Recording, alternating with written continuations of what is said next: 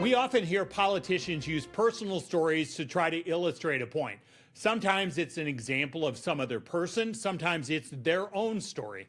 Josh Turek, the newest Democratic candidate running for the U.S. Senate in Iowa, is telling his own life story as an example for how he believes what is happening in Washington, D.C. with the Republicans in charge is wrong and is hurting people.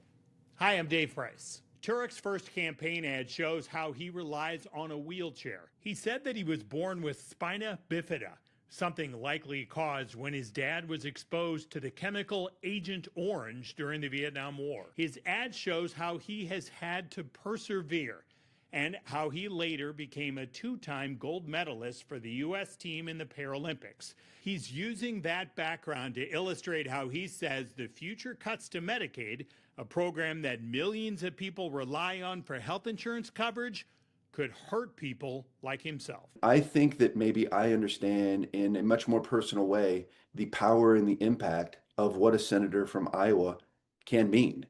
And that is with what we had here for 30 years, my political hero, Tom Harkin, who was the father of the American with Disabilities Act. And had it not been for him enacting that policy, I would never have, I wouldn't be here right now. I wouldn't have had the economic or educational or occupational opportunities to succeed in life. I know what that can mean. And the US Senate is still the place, if you care about making societal change and impact, it is the greatest, it's the greatest vehicle for change. And that's what I want to do. I want to be a senator that is going to be out there and fighting for the people, fighting for Iowans, and not just for corporate donors, much like my hero Tom Harkin did. Republicans in Congress who have talked about the One Big Beautiful Bill Act have said that they're not truly cutting programs, they are making sure that only those who need them will get them. Well, that's interesting, especially from my perspective. Maybe I understand Medicaid far better level. Couple of things about that. One, the original reason why I ran for the state legislature was because of the privatization of our Medicaid in Iowa and seeing the huge levels of denials and delays that was causing. I was working for a company where we are assessing and providing wheelchairs. I was working with patients with muscular dystrophy and ALS, people that do not have time for denials and delays. We were showing that it was 1,000% increase since we had privatized our Medicaid system. Our Medicaid system right now in Iowa, we've got 22,000 disabled Iowans that are on wait list. The intellectual disability waiver right now is a 7-year wait list. There's not a single person that is on Medicaid, that's children, that's individuals with disabilities, that can even get any sort of dental care or oral care. We've closed 31 of our skilled nursing facilities and our nursing homes over the last 5 years due to lack of reimbursement rates. The average direct care worker in Iowa right now in the rural communities only making about $13.50. Our Medicaid system was already dramatically underfunded and not functioning. And now we're talking about making $700 billion in cuts to it just to make people that are making more than $500,000 a little bit more wealthy. It is just fundamentally wrong. And 100,000 Iowans are going to lose their health care. And additionally, you look at the SNAP benefits. I just recently went to the Hunger Summit out in Des Moines, and we're talking about losing nationally 6 billion with a B meals. And here in Iowa, 90% of the people that are on SNAP are families that have a person with a disability, have an elderly person in the family, veterans, or children. That's what we're talking about. Everyone can recognize that that is just immoral and unjust. It should not be taking place in the richest country on the earth. So if Democrats take the majority back in the U.S. Senate, what do you do about all these things? Is We, it bring it back to funding level where it was? Is it increase funding? What is it? yeah, it's increasing funding, and it's making the priorities, solving the actual problems of Iowans and of the middle class and of the average worker. And currently, what Joni Ernst is doing and in the current administration, when you're looking at the Trump tax cuts, you're looking at 85% of that going to the 1%. Again, the big, beautiful bill, cutting healthcare, cutting food assistance, just to make people, the richest Americans, infinitely more wealthy. What Joni Ernst has done is she has looked out for large corporations, for DC lobbyists, and for very, very wealthy people. She has lost touch with the plights of Iowa and Iowans, and that's what I know and understand, and that's what I'm going to be doing and fighting for.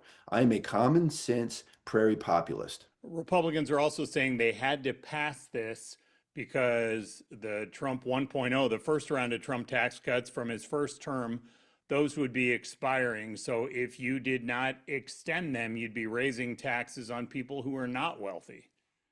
How do you push back on that?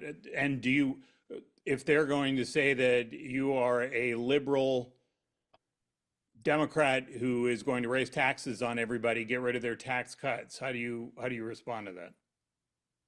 Again, I think that we can all recognize that what is taking place now with how we're only taxing investment at a third of what we're taxing labor. You're looking at the erosion of when America was at its very best in the 1950s. You're looking at marginal tax rates and what they were, and you look at what we've eroded them down to now. The problem on all of this is that we have moved away from a tax system that was actually fairly and justly taxing the wealthiest individuals in the large corporations, and with all of the flaws in the systems and the ways that they have had tax avoidance, that is where we're seeing the flaws. Is we've got to get back to a tax code and economic policy that is looking out for the middle class. Again, I cannot push that enough. You know what? My political North Star is a quote from FDR. And I would say that he was maybe the greatest president of the 20th century. And he said that the test of our progress of a society is not whether we add more to those with abundance, but whether we have enough for those with the least. And I think that we need to get back to that. And we will have results where we put our priorities. And frankly, what is going on with people like Joni Ernst voting to make health, cuts to healthcare and to food assistance, to just look out for billionaires. Again, people that make more than $550,000, that is taking us in the wrong direction. Okay, so to put a finer point on it, though, whose taxes need to push up to pay for all these other things you're talking about? The Where's the 1%. demarcation line? The 1% certainly. The top 1% of Iowa households would be people making approximately $550,000 a year or more. Now, the question is, if Democrats regain control of Congress after the 2026 elections, would they try to raise taxes? They did not do it when they regained control after the 2016 elections, and that was when Joe Biden, a Democrat, became president. This time around, Donald Trump, the Republican, would still be president. Do you think he would be willing to raise taxes? That is Inside Iowa Politics for this week.